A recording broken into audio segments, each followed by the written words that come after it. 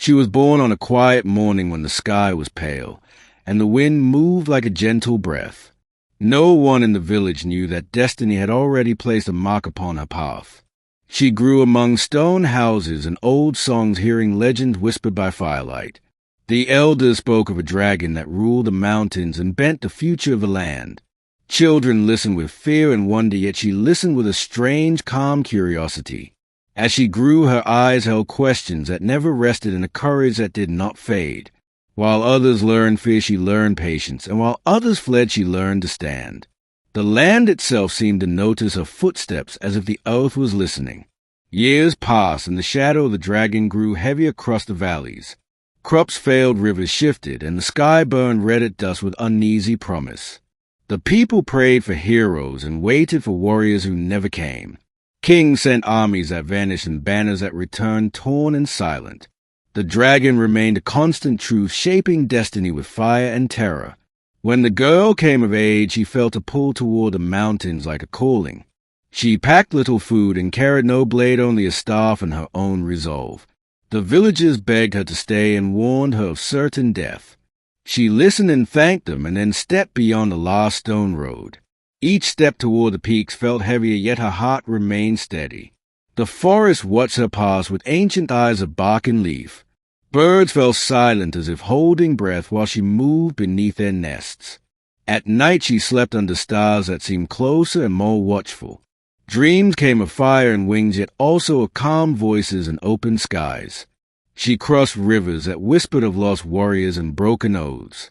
She climbed paths where bones lay white as snow under sun. Fear rose within her, yet she faced it as one faces a storm without turning. At last she reached a mountain where smoke coiled like a living thing. The air grew hot, and the stone beneath her feet trembled with distant power. She stood before a vast cave carved by flame and time. From within came a breath that shook the ground and stirred ash. The dragon emerged with scales like molten metal and eyes like burning suns.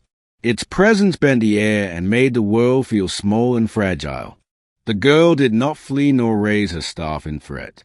She stood straight and met the gaze that had broken kings. The dragon spoke with a voice like thunder rolling through stone. It asked why she had come when so many had fallen. She answered with truth, saying she came to understand, not to conquer. The dragon laughed, and the mountains echoed with that sound. It spoke of fate and how all paths led to its fire. The girl listened and felt the weight of centuries in its words. She spoke of choice and how even fate could bend when faced with will. The dragon grew silent and studied her as one studies a strange star. It challenged her, saying destiny was written in flame and blood. She replied that destiny was written by those brave enough to stand. Anger flared and fire poured from the dragon mouth, lighting the sky.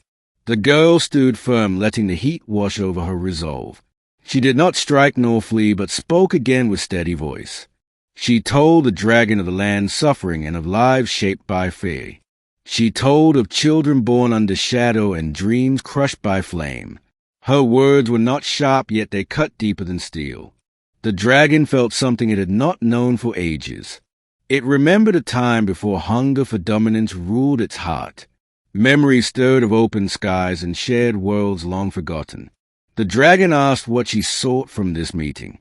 She answered not victory nor glory, but change. The dragon recoiled as if struck by a hidden force. Change was a word it had denied for centuries. The ground shook as the dragon wrestled with its own nature. Fire dimmed and smoke thinned, the silence grew heavy. The girl waited, showing patience learned through years of listening. At last the dragon spoke again with a quieter voice. It asked if destiny could truly be altered. She said destiny was a river shaped by every choice made along its course. The dragon lowered its great head until its eye was level with hers. In that moment, fear and power balanced on a single breath. The dragon saw not a foe, but a mirror of courage. It saw a future not ruled by fire alone. The dragon withdrew its wings and stepped back into the cave. When it emerged again, the fire was gone from its breath. It declared the age of terror ended by a single act of courage. The mountains echoed not with rage, but with release. Clouds parted and light spilled across the land below. The dragon took flight not as a tyrant, but as a guardian. It vowed to watch rather than rule, and to guide rather than burn. The girl felt the weight lift from the air and from her own heart. She turned and began the journey home under a changed sky. The path seemed easy, and the land felt alive with new promise. Villagers saw the dragon fly overhead without flame, and new change had come. They welcomed the girl not as a hero of battle, but as a bearer of destiny. Songs were sung not of bloodshed, but of courage and truth. Children learned that strength could stand without violence. The girl returned to a quiet life, yet the world was never the same. The dragon kept its vow, watching from high peaks in silent guard. Seasons healed and rivers found gentle paths once more. The story spread across lands and through generations. It taught that destiny was not fixed by fear. It taught that even ancient power could learn. And it taught that one girl who chose to stand could change the course of the world.